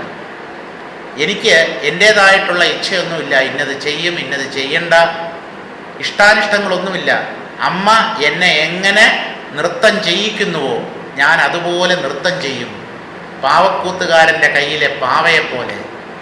അതിനെന്തെങ്കിലും ഇഷ്ടമുണ്ടായിട്ടാണോ അത് കിടന്ന് കളിക്കുന്നത്? ഇങ്ങനെ കൈയും കാലും ഒക്കെ പൊക്കുന്നുണ്ടല്ലോ ഇയാൾ നൂല് ചലിപ്പിക്കുമ്പോൾ. അപ്രകാരം അനുഷ്ഠിച്ച് ഉദയമാകുന്ന അനുഭവങ്ങളിൽ നീ ജീവബോധം മൂലം കിട്ടിയതാണെന്ന് അഭിമാനിച്ചാൽ അത് ഏറ്റവും ഹീനവും അപകടവുമാണ്. ആകയാൽ അരുൾബോധത്തിൽ തന്നെ നിന്ന് കിട്ടുന്നതെല്ലാം അരുൾ തന്നവ എന്ന് കരുതി. അരുളാണ് ഇതൊക്കെ എനിക്ക് നേടിത്തന്നത്, എൻ്റെ മിടുക്കല്ല, എൻ്റെ സാമർഥ്യമല്ല. അരുൾ തന്നവ എന്ന് കരുതി അവ അരുൾ രൂപമായി അനുഭവിക്കണം. എല്ലാറ്റിനോടും ഈ ഭഗവാനെ കൂട്ടിച്ചേർത്തുകൊണ്ടേയിരിക്കണം. ഞാൻ എന്നുള്ളത് ഉള്ളിൽ ഉദിക്കാതെ നോക്കണം. അതിന് ഒരൊറ്റ മാർഗം ഭഗവാൻ, ഭഗവാൻ, ഭഗവാൻ, ഈശ്വരൻ, സർവേശ്വരൻ, ജഗതീശ്വരൻ, പരമാത്മാ, ബ്രഹ്മം. ആ ഒരു ഭാവം എപ്പോഴും നമ്മുടെ ഉള്ളിലുണ്ടാവണം. അതിനെ വിട്ടാൽ ഈ അഹങ്കാരം അപ്പ പൊന്തും. ഞാൻ ജീവബോധം തീരെ അടങ്ങുന്നിടത്താണ് അരുൾ ഉദയം ചെയ്യുന്നതെന്നും ഒരിക്കലും നീ മറന്നു പോകരുത്. ജീവബോധം അപ്രത്യക്ഷമാകുന്ന സ്ഥലമാണ് അരുളിൻ്റെ സ്ഥാനം. ഈ വിധം മനസ്സിലാക്കി ഈ ഗ്രന്ഥത്തിൽ പറഞ്ഞിട്ടുള്ള മാർഗമായി നീ പ്രവർത്തിക്കുമെങ്കിൽ നിന്റെ ജീവിതം സഫലമാകുന്നതാണ് എന്ന് ശ്രീ ഗുരുനാഥൻ പ്രിയ ശിഷ്യനോട് അരുളി ചെയ്തു. എന്ന് പറഞ്ഞാൽ നമുക്ക് ഇങ്ങനെ അർത്ഥമെടുക്കാം. കണ്ണുടയ വള്ളലാർ സ്വാമികളോട് തിരുஞான സംബന്ധമൂർത്തി സ്വാമികൾ ഇങ്ങനെ അരുളി ചെയ്തു. അത് അദ്ദേഹം നമ്മുടെ പ്രയോജനത്തിനായി കാവ്യരൂപത്തിൽ, പദ്യരൂപത്തിൽ എഴുതി. നമ്മളിനി കടക്കുന്നത് അവസാനത്തെ പദ്യമാണ്. ഒഴിവിലൊടുക്കത്തിലെ അവസാനത്തെ പദ്യം. ഒഴിവിലൊടുക്കം, ഒഴിവിൽ ഒടുങ്ങാൻ പോവുകയാണ്. ആ വാക്കിൻ്റെ അർത്ഥം നമ്മൾ ആദ്യമേ തന്നെ സൂചിപ്പിച്ചു. എല്ലാം ഒഴിഞ്ഞ് സത്യത്തിൽ ഒടുങ്ങുന്നു. ഒഴിയുക എന്ന് പറഞ്ഞാൽ മാറിപ്പോവുക, അകന്നു പോവുക. അതാണ് ഒഴിയുക. ശൂന്യമാവുക, ഒഴിപ്പിക്കുക എന്നൊക്കെ നമ്മൾ പറയാറില്ലേ, കാലിയാക്കുക. ഇങ്ങനെ ജീവൻ താനല്ലാത്തതിനെയെല്ലാം ഒഴിപ്പിച്ച് കഴിഞ്ഞാൽ ഈ ഞാനിനെ ആ സത്യത്തിൽ പിന്നെ ഒടുക്കാം. ഇത് മാത്രമായി നിൽക്കും. അപ്പോൾ ഒടുക്കാൻ എളുപ്പമുണ്ട്, ആ സത്യത്തിൽ ഇതിനെ ലയിപ്പിക്കാൻ എളുപ്പമുണ്ട്. കാരണം ആ ഒന്നിനെ ഒടുക്കിയാൽ മതിയല്ലോ. മറ്റുള്ള ദൃശ്യങ്ങളെയെല്ലാം ദ്രഷ്ടാവായ ഈ ഞാൻ ഒഴിച്ചു, ഇല്ലാതെയാക്കി, മാറ്റി നിർത്തി. നേതി നേതി നേതി, ഇതല്ല ഇതല്ല എന്ന് പറഞ്ഞ് മറ്റുള്ളതിനെയെല്ലാം നീക്കം ചെയ്തു. അവസാനം നീക്കിയ ഞാൻ ബാക്കിയുണ്ടാകും, അതിനെ സത്യത്തിൽ ഒടുക്കുകയും ചെയ്തു. അങ്ങനെയാണ് ഈ ഒഴിവിൽ ഒടുക്കം എന്നുള്ള വാക്ക്. ആ അവസാന പദ്യത്തിലേക്ക് നമുക്ക് കടക്കാം. കൺമണിയിനാകായ നീഴൽ കലന്താർ പോൽ ഉണ്മயை നീ உண்டென்று என உணர்த்தி துண்ணெனவே பார்த்திருந்த சித்திரம் போல் பார்த்தானை நாம் பரவி தோத்திரம் செய்யா பிறவாச்சொல். കൺമണിയിൽ ആകായ നീഴൽ കലന്താർ പോൽ. കൺമണി എന്ന് പറഞ്ഞാൽ കൃഷ്ണമണി, കണ്ണിൻ്റെ നടുക്കുള്ള ആ കറുത്ത വൃത്തം, അതാണ് കൺമണി. കൊച്ചു കുട്ടികളെ നമ്മൾ പറയും കൺമണിയാണ്, എൻ്റെ കൺമണി ആരോമൻ. കാരണം കണ്ണിലെ കൃഷ്ണമണി പോലെ എനിക്ക് പ്രിയപ്പെട്ടതാണ് എൻ്റെ കുഞ്ഞ്. അപ്പോഴും നമ്മൾ ഈ കൺമണി എന്നുള്ള വാക്ക് ഉപയോഗിക്കാറുണ്ട്. കാരണം ഈ കണ്ണിൻ്റെ ഈ കാഴ്ചയ്ക്ക് കാരണമായി നിൽക്കുന്നത് ഈ കൺമണിയാണ്. ഈ കൺമണിയുടെ നടുക്കാണ് ആ ലെൻസ്. ആ വെളുത്ത ഭാഗത്തിനൊന്നുമില്ല, അത് കാണാനൊന്നും നമ്മെ സഹായിക്കില്ല. ഈ കൃഷ്ണമണിയിൽ ആകായ നീഴൽ കലന്താർ പോൽ, സൂര്യപ്രകാശം കൃഷ്ണമണിയിൽ ലയിച്ചതുപോലെ, സൂര്യപ്രകാശത്തിലാണ് ഈ കണ്ണ് വസ്തുക്കളെ കാണുന്നത്, പ്രപഞ്ചത്തെ കാണുന്നത്. പക്ഷേ കണ്ണടച്ചാലോ സൂര്യനും സൂര്യപ്രകാശവും ഇല്ല. കണ്ണിനെ കാണിച്ചു തരുന്നതാണ് സൂര്യൻ അല്ലെങ്കിൽ സൂര്യപ്രകാശം. പക്ഷേ അവിടെ സൂര്യനോ മേലെ കണ്ണോ മേലെ എന്ന് ചോദിച്ചാൽ കണ്ണാണ് മുകളിൽ. കാരണം ആ സൂര്യനെ കാണിച്ചു തരുന്നത് കണ്ണാണ്. അതാണ് കണ്ണിന് കണ്ണ് മനമാകുന്ന കണ്ണ്. ഏകശ്ലോകിയിലും ഇതേ കാര്യം തന്നെയാണ് പറയുന്നത്. അപ്പൊ കൺമണിയിൽ സൂര്യപ്രകാശം ലയിച്ചതുപോലെ എന്ന് പറഞ്ഞാൽ കൃഷ്ണമണിയിൽ ലയിച്ചതുപോലെ ഉണ്മയെ നീ ഉണ്ടെன்று എന്നെ ഉണർത്തി, നീ സത്യമാണ് അല്ലെങ്കിൽ നീയാണ് സത്യം എന്ന് എന്നെ ബോധിപ്പിച്ചു എൻ്റെ ഗുരുദേവൻ. നീ അതാണ്, തത്വമസി, നീ ആ സത്യമാണ്. നീ ഒരു വ്യക്തിയല്ല, ജീവനല്ല, ജനിച്ചു മരിക്കുന്ന അല്പനല്ല. നിനക്കും ഈ ജനിച്ചു മരിക്കുന്നവയ്ക്കും തമ്മിൽ ഒരു ബന്ധവുമില്ല. നീ അജവും അമരവുമായ ആത്മാവാണ്, നീ അതാണ് എന്നിങ്ങനെ ആചാര്യൻ എന്നെ ഉദ്ബോധിപ്പിച്ചു. ഞാനത് കേട്ടുകൊണ്ടിരുന്നു. പ്രത്യക്ഷമായി എന്നെ ഉപദേശിച്ചതാണെന്നാണ്. ഈ ഗുരുവിൻ്റെയും ശിഷ്യൻ്റെയും കാലഘട്ടങ്ങൾക്കിടയിൽ ഒരു 600-700 കൊല്ലത്തെ ഇടവേളയുണ്ട്. അപ്പോൾ 700 കൊല്ലത്തിന് മുമ്പുള്ള ഒരു ഗുരു പിന്നീട് ഇത്രയും കാലത്തിന് ശേഷം വന്ന ഒരു ശിഷ്യനെ എങ്ങനെ ഉപദേശിക്കും? ഗുരു തത്വം. സ്ഥൂല ശരീരം നിലനിൽക്കാൻ പറ്റില്ല. വേദവ്യാസൻ, നാരദൻ ഇവരൊക്കെ സ്ഥിരമായ തത്വങ്ങളാണ് എന്നാണ് പറയുന്നത്. വേദവ്യാസൻ ഉണ്ടോ? ഇപ്പോഴും ഉണ്ടെന്നാണ്, സൂക്ഷ്മരൂപിയായി. നാരദൻ 3 ലോകങ്ങളിലും ചുറ്റി നടക്കുന്നു. സാധകന്മാർക്ക് അവരുടെ ആ മാർഗത്തിൽ ഉണ്ടാകുന്ന സംശയങ്ങളെയും ബുദ്ധിമുട്ടുകളെയും പരിഹരിക്കാൻ വേണ്ടി. ഇതുവരെ നാരദൻ എൻ്റെ പ്രശ്നങ്ങളൊന്നും പരിഹരിച്ചില്ലല്ലോ. അദ്ദേഹം പരിഹരിക്കുന്നത് പലപ്പോഴും നമ്മൾ അറിയില്ല. ചിലർക്കൊക്കെ ഈ സ്വപ്ന ദർശനം ഉണ്ടാവും.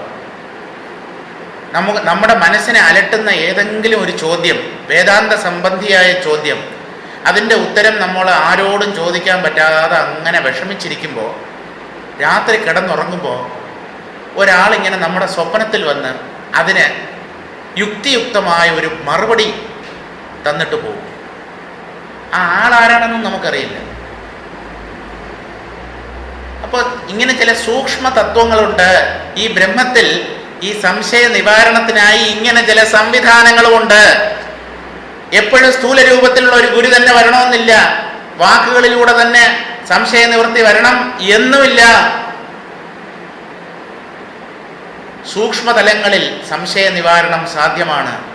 സൂക്ഷ്മതലത്തിൽ മഹാപുരുഷന്മാരുടെ ദർശനവും സാധ്യമാണ്. അതെവിടെ എങ്ങനെ സംഭവിക്കുന്നു ഇതൊന്നും അറിയില്ല.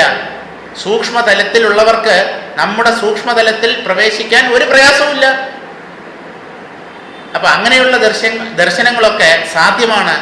പക്ഷേ അതും ഭ്രമമല്ലേ? അതെ അതെ. മറ്റൊന്ന് എവിടെ കാണപ്പെടുന്നോ ഭ്രമം നല്ല ഉറപ്പ് നേടിക്കോളൂ. തനിക്കന്യമായി തൻ്റെ മുമ്പിൽ മറ്റൊന്ന് പ്രകടമായാൽ ആ മറ്റൊന്ന് കള്ളമാവാനേ തരമുള്ളൂ. അതിനേക്കാളും സത്യം കണ്ട ഞാനാണ്. കാരണം ആ ദൃശ്യം ഉദിക്കുന്നതിന് മുമ്പും ഉദിച്ചു നിൽക്കുമ്പോഴും പിന്നീട് അപ്രത്യക്ഷമാകുമ്പോഴും അതിന് സാക്ഷിയായി ഞാനുണ്ട്. അതുകൊണ്ട് ദൃശ്യങ്ങളെക്കാളും മേലെയാണ് എൻ്റെ സ്ഥാനം. അപ്പൊ തന്നെ ഒരിക്കലും വിട്ടുകളയരുത്. നാരദൻ പ്രത്യക്ഷപ്പെട്ടു, വേദവ്യാസൻ പ്രത്യക്ഷപ്പെട്ടു, വളരെ സന്തോഷം, വളരെ വളരെ സന്തോഷം. ഇനിയും പ്രത്യക്ഷപ്പെടട്ടെ. പക്ഷേ ആ പ്രത്യക്ഷപ്പെട്ട രൂപത്തെക്കാൾ മുകളിലാണ് നിങ്ങളുടെ സ്ഥാനം. കാരണം അതിനെ ഉണ്ടെന്ന് അനുഭവിച്ചത് നിങ്ങളിലെ ബോധമാണ്. രൂപങ്ങളെക്കാളും മുകളിലാണ് രൂപാതീതമായ വസ്തുവിന്റെ സ്ഥാനം. വേദവ്യാസനോ മേലെ, ബ്രഹ്മമോ മേലെ. വേദവ്യാസൻ ബ്രഹ്മം തന്നെയാണ്, സംശയമൊന്നുമില്ല. പക്ഷേ രൂപങ്ങളൊക്കെ പ്രകടമായിരിക്കുന്നത് അരൂപമായ ഒരു സത്യത്തിൽ നിന്നാണ്. ആ അർത്ഥത്തിൽ അരൂപമാണ് ശ്രേഷ്ഠം. രൂപമില്ലാത്ത തലമാണ് വിശിഷ്ടമായിട്ടുള്ളത്. അങ്ങനെ നീയാണ് ആ സത്യം എന്ന് എന്നെ ഉദ്ബോധിപ്പിച്ചു. തുണ്ണനവേ, പെട്ടെന്ന് ഞാൻ കണ്ടുകൊണ്ടിരിക്കെ എന്താ സംഭവിച്ചത്? പാർത്തിരുന്ന ചിത്തിരമ്പോർ പാർത്താനേ, ഞാൻ കണ്ടുകൊണ്ടിരുന്ന ചിത്രം എന്നോട് സംസാരിക്കുന്നത് പോലെ തോന്നി. ഞാനൊരു പടത്തെ കണ്ടുകൊണ്ടിരുന്നു, അത് ഒരു പടമാണ്. നോക്കിക്കൊണ്ടേയിരുന്നപ്പോൾ ആ ചിത്രം എന്നോട് സംസാരിക്കാൻ തുടങ്ങി. ഇതുപോലെയാണ് ഗുരുവിൽ നിന്ന് ഉപദേശം കിട്ടിയത്. എൻ്റെ ദൃശ്യമണ്ഡലത്തിൽ പ്രകടമായി എന്നെ ഉപദേശിച്ചു, എന്നെ ഉദ്ധരിച്ചു. ആര്? എൻ്റെ ഗുരുനാഥൻ. പടം സംസാരിക്കുമോ? ഇല്ല, പടം ജഡമാണ്. പക്ഷെ എൻ്റെ മുമ്പിൽ ഒരു ചിത്രത്തിൻ്റെ രൂപത്തിൽ പ്രത്യക്ഷപ്പെട്ട, പടം പോലെ പ്രത്യക്ഷപ്പെട്ട ആ ഗുരുനാഥൻ എന്നെ ഉദ്ബോധിപ്പിച്ചു. സത്യം പറഞ്ഞ് എന്നെ വലിയവനാക്കി തീർത്തു, മഹാത്മാവാക്കി തീർത്തു. ആ ഗുരുവിനോടുള്ള കൃതജ്ഞതയാണ്. പാർത്തിരുന്ന ചിത്രം പോൽ പാർത്താനെ നാം പരവി സ്തോത്രം ചെയ്യാ പിറവാച്ചൊൽ. ശരി, എന്നെ ഇത്രയും മഹനീയമായ ഒരു സ്ഥിതിയിൽ കൊണ്ടുചെന്നെത്തിച്ച ആ ഗുരുദേവനെ സ്തുതിക്കാൻ എൻ്റെ കയ്യിൽ വാക്കുകളില്ല. എന്തെങ്കിലും സ്തോത്രം പറഞ്ഞ് അദ്ദേഹത്തിനോട് എനിക്കുള്ള കടപ്പാടും ആദരവും ഒക്കെ പ്രകടിപ്പിക്കാം എന്ന് പറഞ്ഞാൽ അതിന് എന്നെ കൊണ്ട് കഴിയുന്നില്ല. പിന്നെ ഞാൻ സ്തുതിച്ചു. എങ്ങനെയാ സ്തുതിച്ചത്? ജനിക്കാത്ത വാക്കുകളെ കൊണ്ട്. ജനിക്കാത്ത വാക്കുകൾ എന്ന് പറഞ്ഞാൽ ശബ്ദരൂപത്തിൽ പൊന്താത്ത വാക്കുകളെ കൊണ്ട് എൻ്റെ ഗുരുനാഥനെ സ്തുതിച്ചു എന്ന് പറഞ്ഞാൽ എന്താ മനസ്സിലാക്കേണ്ടത്? സ്തോത്രം എപ്പോഴും ശബ്ദരൂപത്തിലല്ലേ, വാക്കുകളല്ലേ സ്തോത്രം ചെയ്യാൻ നാം ഉപയോഗിക്കുന്നത്. പക്ഷെ ജനിക്കാത്ത വാക്കുകൊണ്ട് എൻ്റെ ഗുരുനാഥനെ സ്തുതിച്ചു എന്നാണ് പറയുന്നത്. ജനിക്കാത്ത വാക്കെന്ന് പറഞ്ഞാൽ ശബ്ദരൂപത്തിൽ പ്രകടമാകാത്ത വാക്ക് എന്ന് പറഞ്ഞാൽ നിസ്പന്ദമായ ആത്മതലം. ആ ബോധതലത്തിൽ ഞാൻ നിന്നു. ആ ബോധം തന്നെയാണ് എൻ്റെ ഗുരുനാഥൻ. അങ്ങനെ എൻ്റെ ഉള്ളിലെ വ്യക്തിത്വം പോയി. ആ ഗുരുനാഥൻ തന്നെ ബ്രഹ്മസ്വരൂപമാണ് എന്ന് ഞാൻ മനസ്സിലാക്കി. ഞാനും അത് തന്നെയാണെന്ന് മനസ്സിലാക്കി. ഇനിയിപ്പോൾ സ്തോത്രത്തിൻ്റെ ആവശ്യകത തന്നെ ഇല്ല. എന്നാലും ഞങ്ങൾ രണ്ടുപേരും ഒന്നായി നിന്നുകൊണ്ട് എന്ന് പറഞ്ഞാൽ ബ്രഹ്മം മാത്രമേ ഉള്ളൂ എന്നുള്ള ആ കേവല അനുഭവത്തിൽ നിന്നുകൊണ്ട് ഉദ്ഭവിക്കാത്ത വാക്കുകളെ കൊണ്ട് ഞാൻ എൻ്റെ ആചാര്യനെ സ്തുതിച്ചു. പാർത്തിരുന്ന ചിത്രം പോൽ പാർത്താനെ നാം പരവി. ഞാൻ സ്തുതിക്കുമ്പോൾ, ആദരവ് പ്രകടിപ്പിക്കുമ്പോൾ ഞാൻ അതിന് ശക്തനല്ല എന്നുള്ള സത്യം തിരിച്ചറിയുന്നു. അങ്ങനെ ജനിക്കാത്ത വാക്കുകൾ, ഉച്ചരിക്കപ്പെടാത്ത വാക്കുകൾ കൊണ്ട് ആ ഗുരുനാഥനെ സ്തോത്രം ചെയ്യാൻ, പാടി പുകഴ്ത്താൻ, സ്തുതിക്കാൻ മാത്രമേ എനിക്ക് സാധിക്കുന്നുള്ളൂ എന്ന് ഗുരുവിനോടുള്ള ആ അകൈതവമായ കൃതജ്ഞത പ്രകാശിപ്പിച്ചുകൊണ്ടാണ് ഈ ഒഴിവിലൊടുക്കം എന്നുള്ള കൃതി അവസാനിക്കുന്നത്. ഒരു കാര്യം കൂടെ പറയാനുണ്ട്.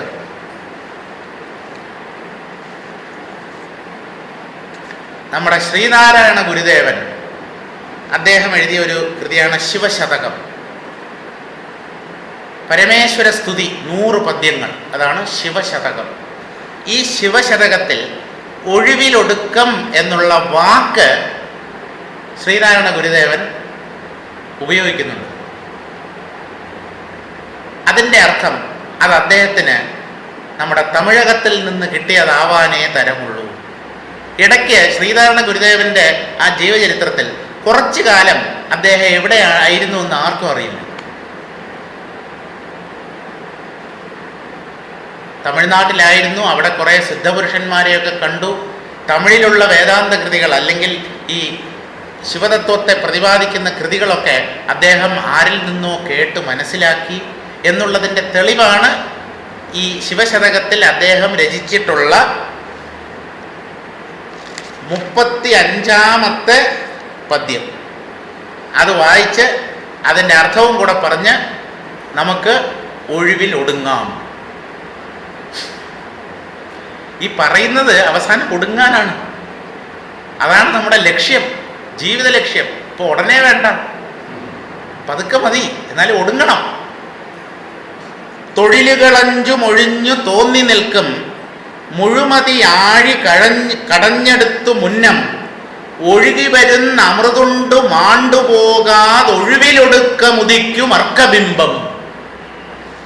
ഇതാണ് ആ പദ്യം. ഒന്നുകൂടെ വായിക്കാം, വ്യാഖ്യാനമില്ലാതെ മനസ്സിലാവില്ല. തൊഴിലുകളഞ്ചും ഒഴിഞ്ഞു തോന്നി നിൽക്കും മുഴുമതി ആഴി കടഞ്ഞെടുത്തു മുന്നം ഒഴുകി വരുന്ന അമൃതുണ്ടു മാണ്ടുപോകാതൊഴിവിലൊടുക്കമുദിക്കും അർക്കബിംബം. തൊഴിലുകൾ 5 ഒഴിഞ്ഞ്, അവിടെ ഈ പഞ്ചകൃത്യങ്ങൾ സൃഷ്ടി, സ്ഥിതി, സംഹാരം, തിരോധാനം, അനുഗ്രഹം, അതാണ് സാധാരണ ആൾക്കാർ അർത്ഥം പറയുന്നത്. പക്ഷേ ബാലകൃഷ്ണൻ നായർ സാറ് ഈ പദ്യത്തിന് വ്യാഖ്യാനം എഴുതിയിരിക്കുന്നത് ഇങ്ങനെയാണ്: തൊഴിലുകൾ 5 ഒഴിഞ്ഞ് എന്ന് പറഞ്ഞാൽ ആ 5 തൊഴിൽ ഏതൊക്കെയാണ്? പ്രമാണം, വിപര്യം, വികല്പം, നിദ്ര, സ്മൃതി. ഇത് ഓരോന്നും എന്താണെന്ന് സാറ് വ്യാഖ്യാനിക്കുന്നുണ്ട്. അത് വായിക്കാം.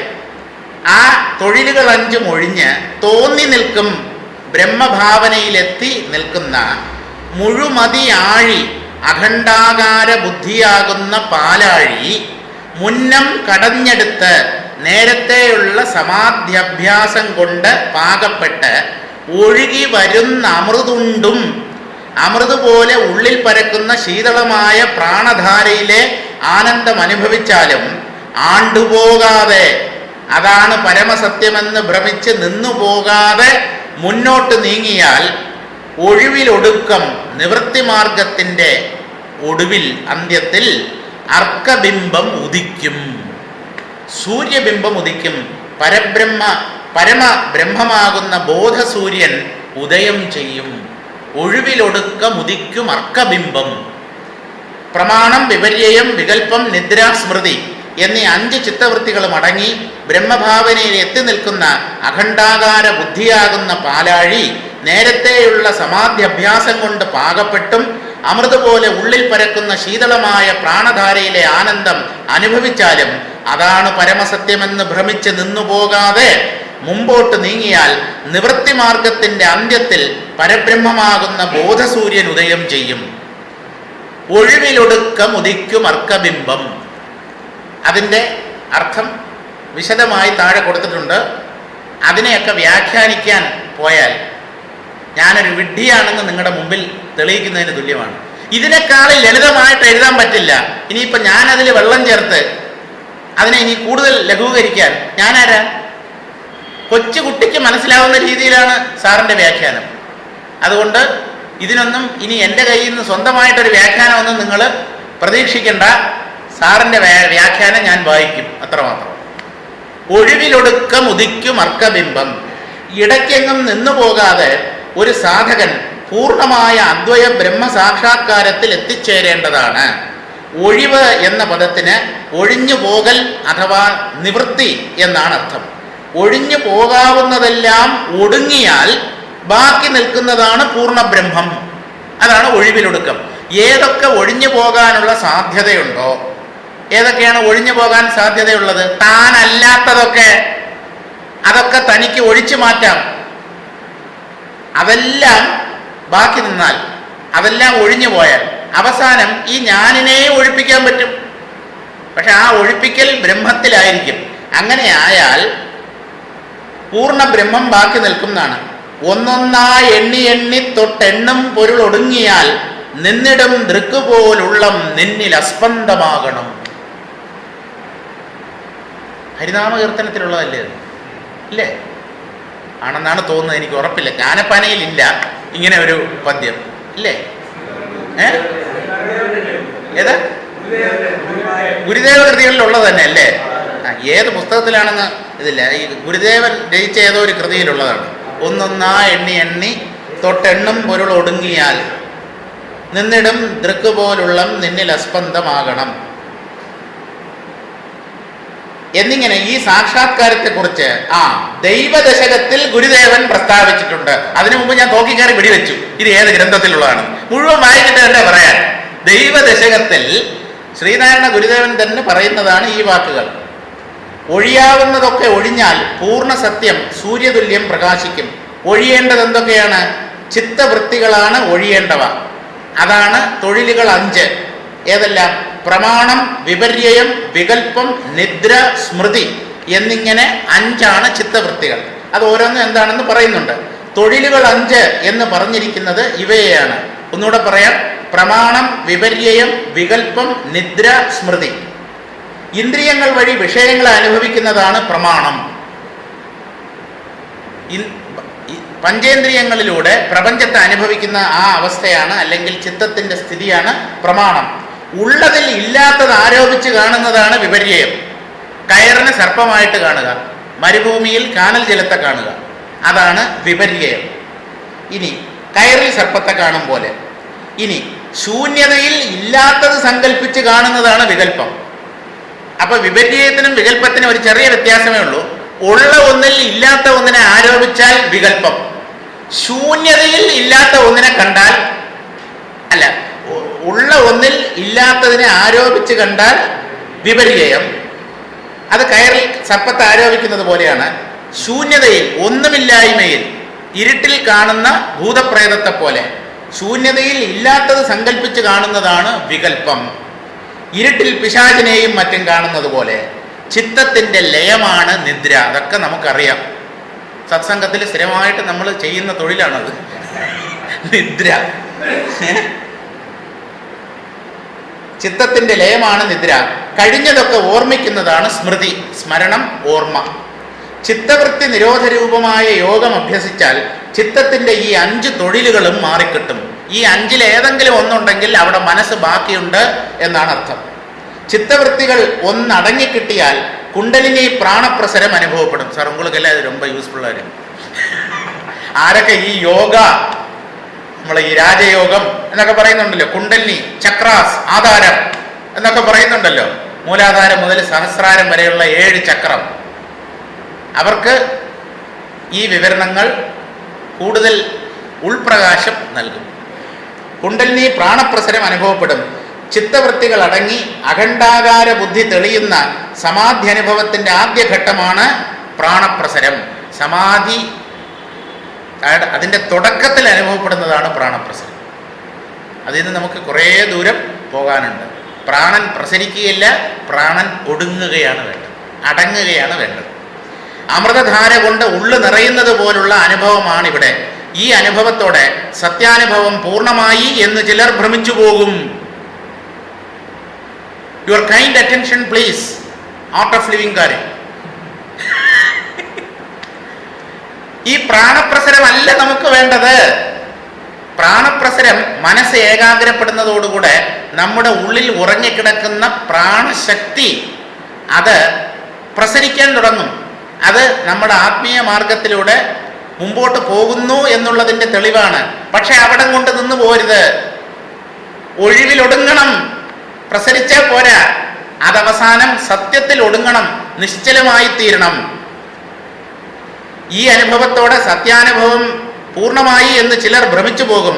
വാസ്തവത്തിൽ നിശ്ചലവും ഘനീഭൂതവുമായ അദ്വയാനന്ദാനുഭൂതിയാണ് പൂർണ്ണ ബ്രഹ്മാനുഭൂതി.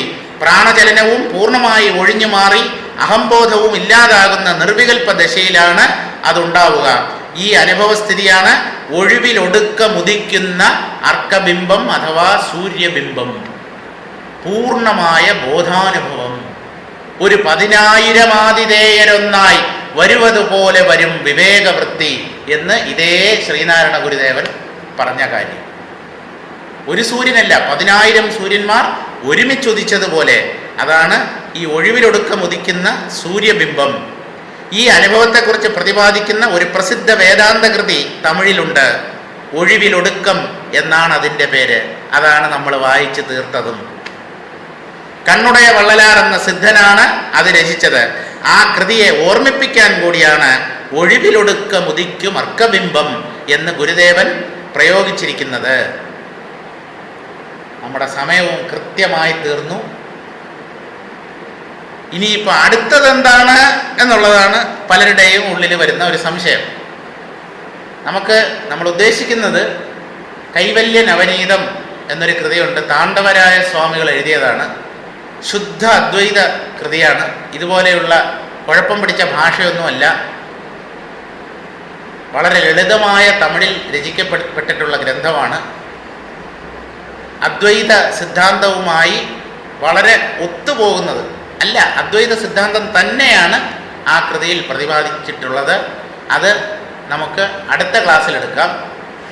ഓം പൂർണ്ണമദ പൂർണ്ണമിദം പൂർണ്ണാത് പൂർണ്ണമുദച്യതേ പൂർണ്ണസ്യ പൂർണ്ണമാദായ പൂർണ്ണമേവാവശിഷ്യതേ. ഓം ശാന്തി ശാന്തി ശാന്തി. ഹരി ഓം.